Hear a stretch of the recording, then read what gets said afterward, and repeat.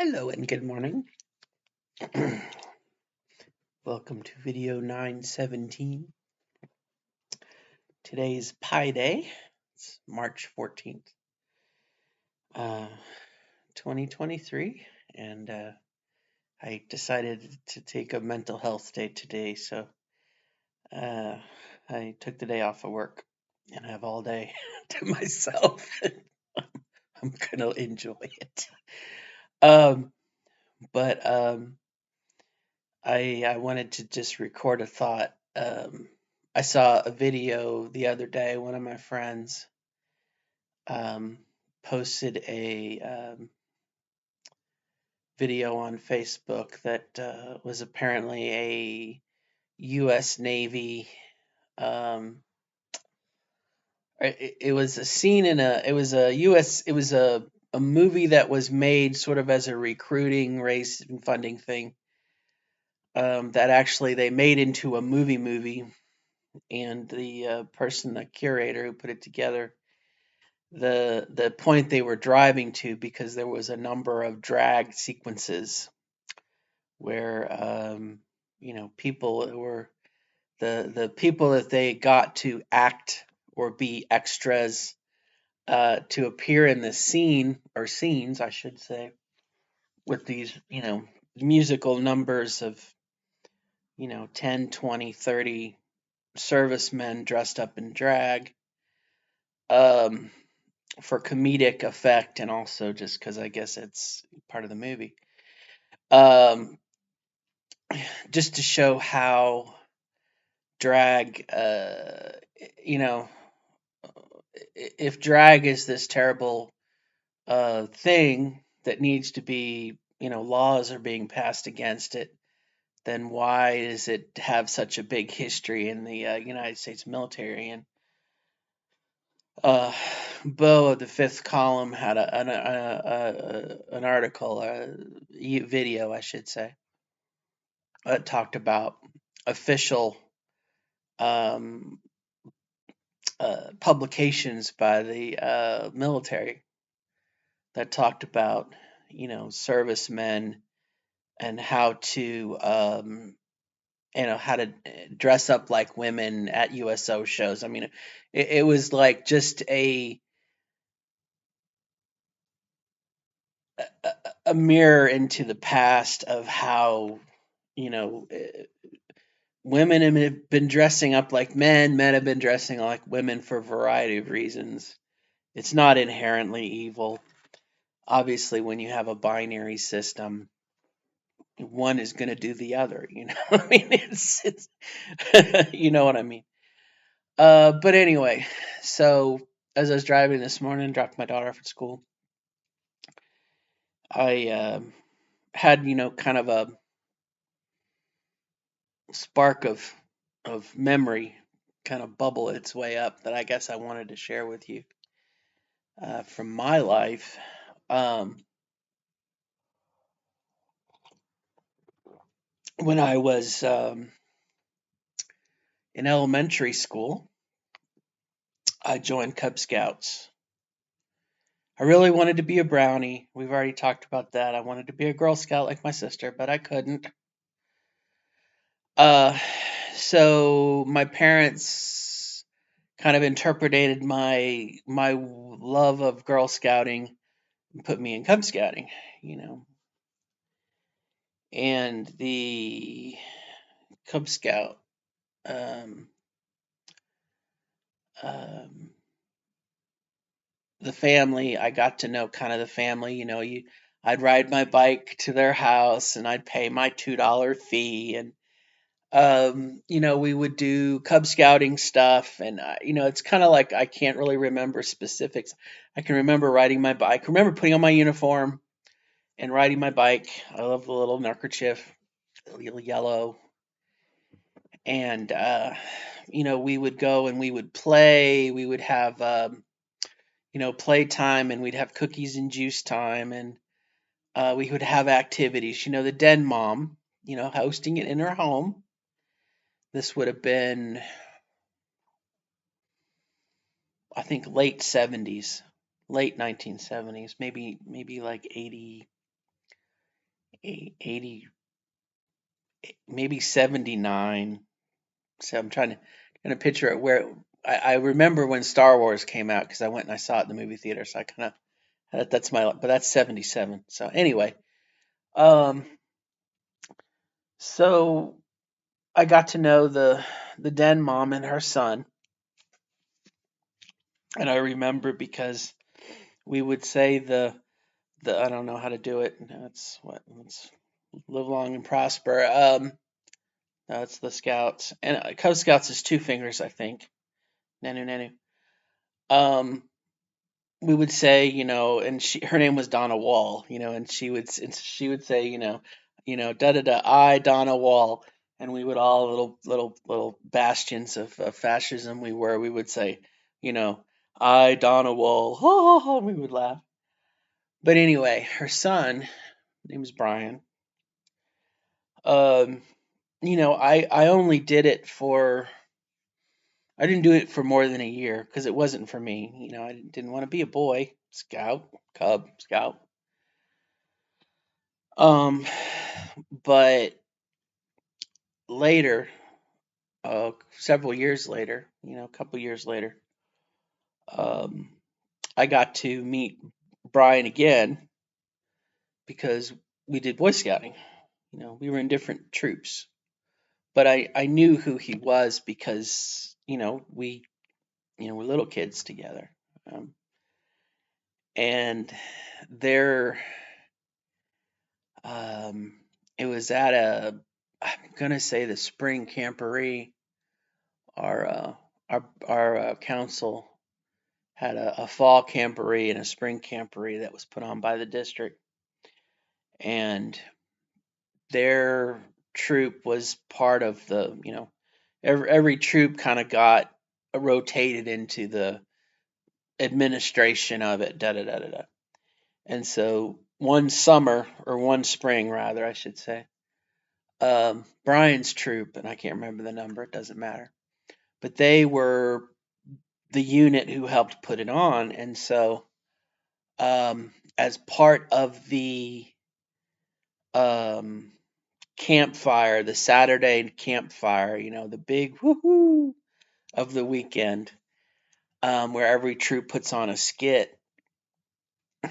Um, I don't know the premise of the skit. I don't know what it was. It was something to do with dancing or whatever.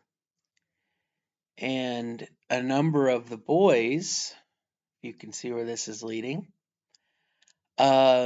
dressed up as girls for the skit. And I can remember, you know, watching someone that I knew, I had known. And it was one of those things someone pointed out to me, kind of because, um, it's humorous, it's funny, maybe not to you and me, but it's funny to see a guy in drag, you know. Um, it was supposed to be funny to see the little boy or a boy dressed up in drag. Um, and so while my friends and the people around me were laughing their asses off at, you know, um, it had a very different effect on me. It had a very different effect on me because I wanted to be that person too. I wanted to be up there. And I don't think I would be able to get in front of a group of people. Um, but it was that, you know, I wanted to be wearing girls' clothes, and I wanted to be, you know what I mean? It was very, it was very, not necessarily traumatic, but it really put something in my head, put a thought in my head. And I was like, oh my gosh, and I, that probably I must have been, um, trying to think. Usually Weeblos, my brain is a little rusty. Usually Weeblos is in elementary school, and you can join. I think you can join Boy Scouting when you're in 5th grade. Anyway, um, but obviously, and I'm trying to remember exactly when. I can remember at school, kindergarten and first grade, having gender dysphoria, and it kept on coming up and coming. It would come and go, it would come and go, and it was something that was persistent throughout my childhood. You know. So anyway, so I guess there's a couple things there to share. Is that as a child, the feelings were there. Nothing caused it. It wasn't a book. It certainly wasn't drag.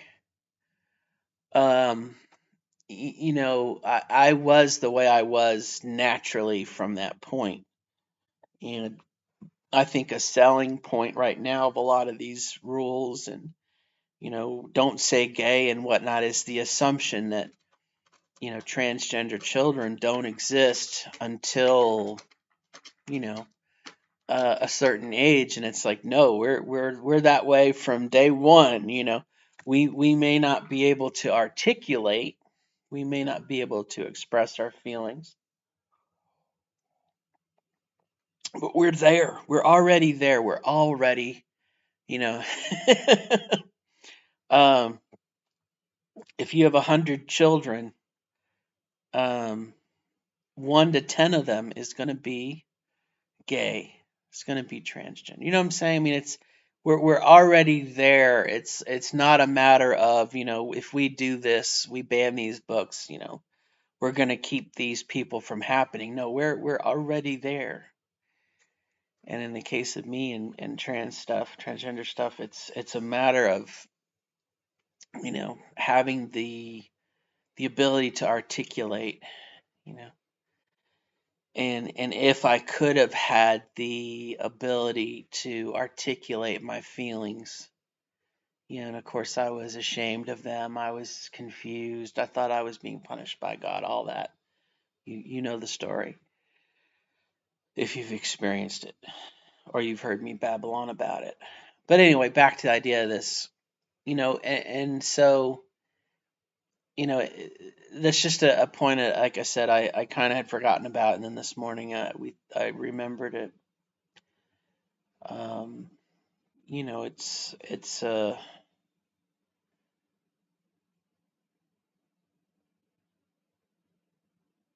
um, and I told this story too. There was a TV show, and I don't remember what channel. I think it was like on the Disney. Uh, um, but it was about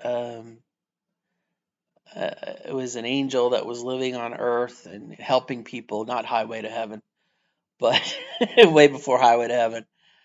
But there was the family that the angel was friends with had 2 twins, and the one twin wanted to be different. He didn't want to be like his brother, and so trying to be helpful, the angel said, "Well, you could be a girl," and turned him into a girl. Turned him into a girl like that, and of course, you know, there she was in her plaid skirt, her Catholic schoolgirl uniform, and I was just like, oh, that would be so amazing. And then I felt guilty about, oh no, I can't have bad thoughts. Um, but like I said, it's always been there. It's not, you know, I don't know. I think something that maybe drag does do is, um, it really questions. it might challenge some people and some thoughts and get them to think, and maybe that's what I'm afraid of. I don't know. Um, but so that's something that kind of, like I said this morning, kind of popped in from my past, which was, let's assume it was 1978 or 79, just for fun, we'll say 80. 80, 90, 2010, 20, 43, 44, 45 years ago. It just kind of popped up in my head, and I imagine you have similar memories that you could be getting you a scoop of ice cream and you'll remember an event that maybe you squashed down and forgot about, and you'll remember. So I guess really that's my story. um I guess something else I want to say, which is probably very hard. um I uh I've always wanted to be a witch. I mean, I love witches. Are you a good witch or a bad witch? Yeah, I love Glenda. Oh, Glenda. Um, but it's hard when I heard about the Hogwarts game.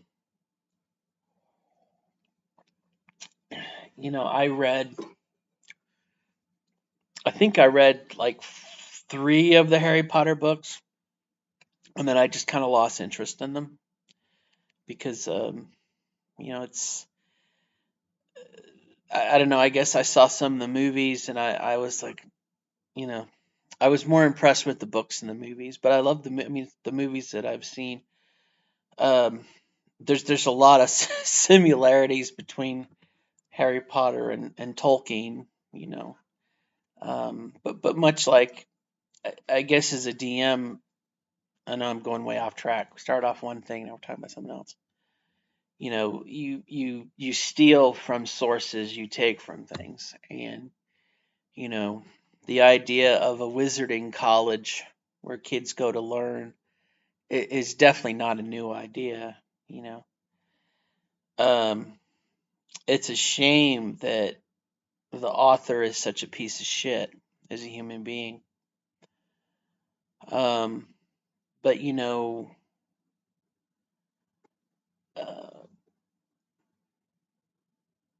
it's it's a shame. It's a shame. It's a shame. But anyway, what I was going to say was, um, you know, for myself, I kind of decided that, um, you know, I wasn't going to let some person that doesn't give a shit about me dictate what I do with my life. uh, and so, you know, I didn't know anything about Hogwarts Legacy, I guess is what it's called. But, for a young wannabe witch to be a young little witch in a school, that's like one of my favorite genres of fiction. I love Little Witch Academia. If you've ever seen the anime, same premise. Group of young witches, but they're all girls, obviously. You know, and so, you know, it's very polarizing, I think, to assume a lot by a person, um, whether they decide to play a game or not. That unfortunately has deep, deep roots in a woman that's a piece of shit. But as much as I decided that I wasn't gonna let a piece of shit human being dictate what I was gonna do, um, that's kind of the way that I feel about playing the game or not playing the game. I will happily play any game that has me being able to be a wizard or a witch. It doesn't have to be Harry Potter. But along those lines, I feel like, for me anyway, I'm not going to let someone else dictate what I'm going to do with my life. And, you know, that's just, again, my own personal thing. To a degree, I feel like, the idea of being a young witch student and learning magic sounds really, really cool to me, you know. Um, so I'll leave that at that. In order for a ban to work, the author has to know that you're banning them, you know. I remember back in the 80s. No, it's more, I think it was the early 2000s. Home Depot had something, and um, someone said, "Well, I'm going to go to Lowe's instead of Home Depot." And I kind of said to the person, I said, "Well, are you going to let Home Depot know what you're doing?" "Oh, no, I'm just not going to shop there." You know, well, if Home Depot doesn't know that you're banning them, they don't know, you know. When I ban someplace, like Chick-fil-A or something like that, I'll write a letter and I'll say, "Hey, I just want you to know I took my $60 here." That's not, again, not to knock people. I don't want to be the bitch who ruins someone else's day, but, you know, if what I got out of Harry Potter, and again, we've kind of taken a big turn from where we started, but, you know, before I really knew about the author's shittiness, I didn't have a positive or a negative opinion of her. I just enjoyed reading the stories. It was a place for me to express myself, and um, a place to explore some feelings that I had. And so, again, it's a shame that the author turned out to be a piece of shit. But my memories and my enjoyment of my memories, um, I'm not gonna let her tarnish that. I'm not gonna let her current views um, affect the good memories that I have. You know, I still have uh, pleasant memories that's not tarnished by the bitch that she is. And I guess in that regard, um, as I have my wand and I'm wandering around and I'm exploring Hogsmeade and everything else, I'm enjoying myself 100%. And, you know, I'm not going to let my fun and my enjoyment of imagining to be ruined because some bitch in another country has an opinion about me that I disagree with, which probably sounds like crazy talk, depending on how you feel about it. But um, like I said, I feel like if I'm enjoying myself and having a good time, again, if I let her ruin my fun, then I think I've given her kind of what she wants. I don't know. Hard to explain. But um, she's got more money than God. She's gonna do what she's already done what she's gonna do. Um, she already is a bitch. She already is an evil person. And me playing a game or not playing a game That's not going to change her point of view. And me writing a story and talking about what a wonderful, what a terrible person she was, to me, that just gives her relevance. And I'm kind of past that. I want her to go away. Kind of like Trump. I want Trump to go away too. And if you keep saying Trump, Trump, Trump, Trump this, Trump that, you're giving him relevance.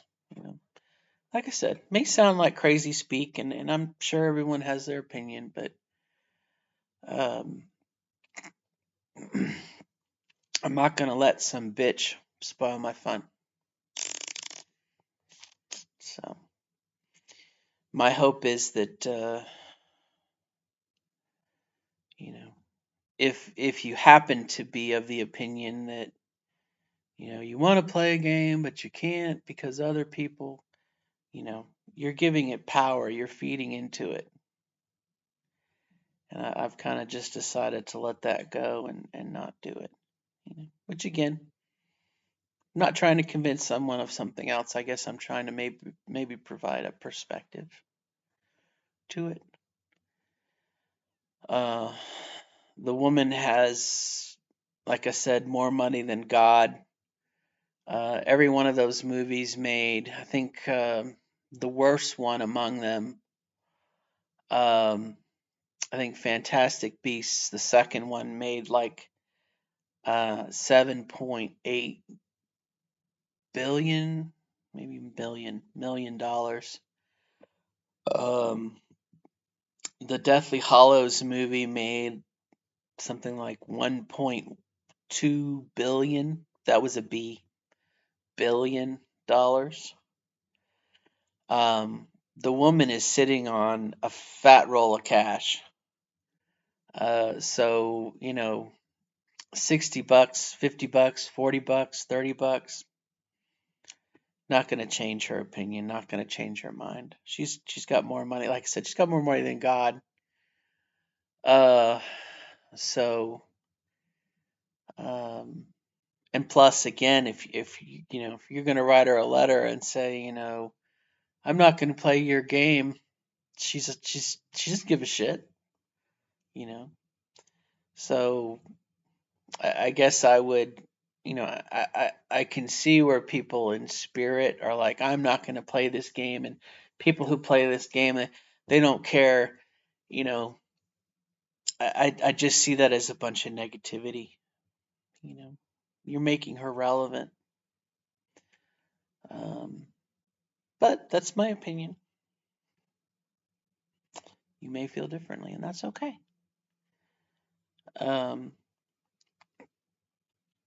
so, if you happen to be a game developer, let me know. Let me know. Make a game, create a world. Um, I love Magic the Gathering, and Magic the Gathering partnered with Dungeons and Dragons and came up with Strixhaven. Uh, which, if you play Magic, Strixhaven has been around for a while. Um, so I'm kind of looking forward to doing this because this is going to be a wizarding college where young wizards go to learn magic that's been around for a long freaking time. You know what I mean? Uh, and I love Witherbloom. That's my favorite college.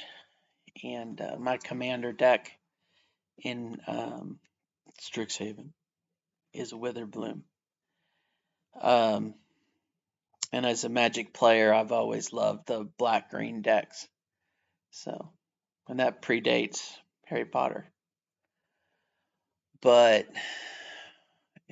like I said, I think again, I talked with someone who was very adamant, you know, and I understand expressing frustration. I understand that. I think the crime of the century is uh, the death the death of that sense of wonder inside of us, you know, the betray and probably a sense of betrayal, very much so, because if you're like me, what I remember of the books, um, I was so entranced with the world and everything, and definitely a sense of betrayal, you know. For the story about the boy who was forced to live in a closet, you know. But our heroes. Like I said, I never looked up to her. I never thought she was a great. This last week there was a article again because of the Oscars. The author of the book, The Color Purple, apparently is also a TERF, and you know she has very strong opinions against transgender women, and she's welcome to have them. You um, I don't know, I don't know. But back to Harry Potter, again, I think that the sense of betrayal, that wounding of the inner child, for lack of a better, you know. But anyway, I'm not gonna let, like I said, I'm not gonna let some bitch ruin my fun, and we'll leave it at that. But anyway, kind of gone on for a while, but the drag thing kind of jumped out at me. Yeah, I don't know. It's a premise. It's a TV show in the making. We're gonna dress up like girls and boys too. I remember when it was the TV show 9 to 5, not the movie. The TV show came out after the movie, and they had an episode where one of the girls, the secretaries, dressed up as a um, contractor, and it was one of the girls dressed up as a guy, very convincing. And I think for transgender men, that probably had the same thing as the other for transgender women.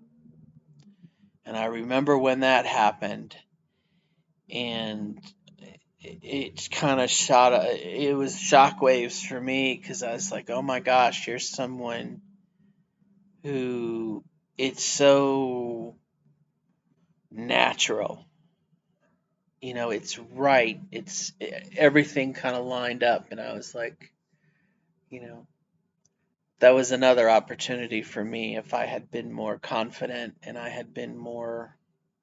if I had access to mental health counseling, all the things that they want to do to save the children, take away mental health counseling, take away being able to talk about it in school, taking away education, you know, just to make these kids suffer longer. It doesn't make any sense, does it? All right, on that note, I'll shut up. I hope I didn't step on anybody's toes. I guess I just kind of need to clear the air a little bit. Share my memory, but also clear the air a little bit. And if you happen to just, I guess I have to speak for the little person. Uh, you know, I have, I'm a transgender woman. I think J.K. Rowling's a piece of human garbage, and I've thoroughly enjoyed playing Hogwarts Legacy, and I have no regrets about it. You might feel differently. Till next time, bye bye.